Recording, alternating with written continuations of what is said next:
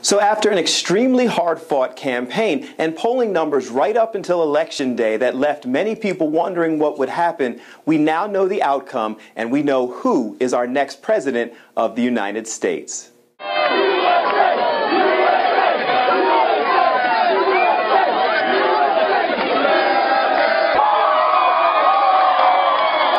And as you can see from the last clip that we just showed you that was live outside of the White House, President Barack Obama was re-elected as President of the United States. Hi everyone, I'm Bill Anderson, once again reporting for the Trudy Haynes Show, and this time the topic that everybody is talking about is Election Day. After we indicated, polling numbers told us that it was basically a pick-em race, not exactly sure who would be the next president. It turns out that President Obama won, and he won handily, winning by over 100 electoral votes and over 3 million in the popular vote. It was an exciting night. It was a night of ups and downs after an extremely challenging campaign. President Obama finally showed some emotion, and we wanted to share it with you. Here's a little bit of what he had to say as he accepted being re-elected for President of the United States. Tonight, more than 200 years after a former colony won the right to determine its own destiny, the task of perfecting our union moves forward.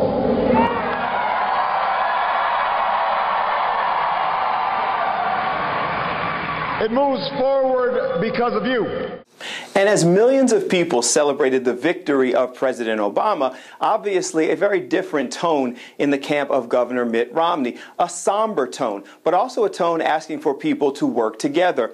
It must have been a somewhat humbling experience, as right up until Election Day, Governor Romney believed that he was in a neck-and-neck race. As it turns out, 8 of the 9 contested battleground states actually went to President Obama, leading to somewhat of an overwhelming victory for the president.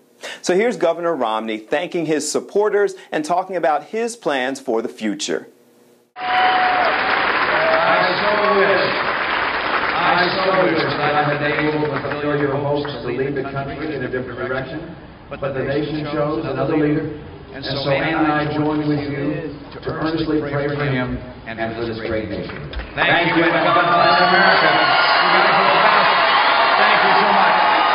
Although obviously the highlight of the evening was President Obama being re-elected, there were a lot of different stories that happened here in Philadelphia and in Pennsylvania as a whole that we'll explore going forward here on the Trudy Haynes Show. A brief overview: Democrats did extremely well in a lot of the state offices, Attorney General, Auditor General, and Treasurer's Office, some of these state offices that tend to slant toward Republican.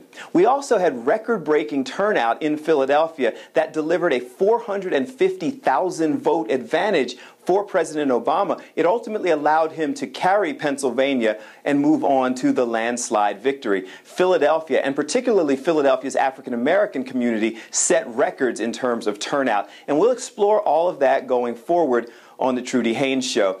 There also were some questions on the ballot that addressed changing Philadelphia's charter, establishing an independent commission to analyze water rates and increasing your water bill, establishing a process for individuals whose parents in the fire department or the police department were killed in the line of duty, allowing them to have some sort of preference if they decide to go into these fields. We'll explore all of that, as you know we always do on the Trudy Haynes Show. But right now, if you are a supporter of President Obama, it's a time to celebrate. If you are a supporter of Governor Romney, it's a time to figure out how the President, Senate, and Congress can work together for the best of all of us. I'm Bill Anderson, once again reporting for the Trudy Haynes Show. Thanks so much for watching, and we're going to leave you with just a little bit more of President Obama's acceptance speech. Congratulations, Mr. President. What makes America exceptional are the bonds that hold together the most diverse nation on earth.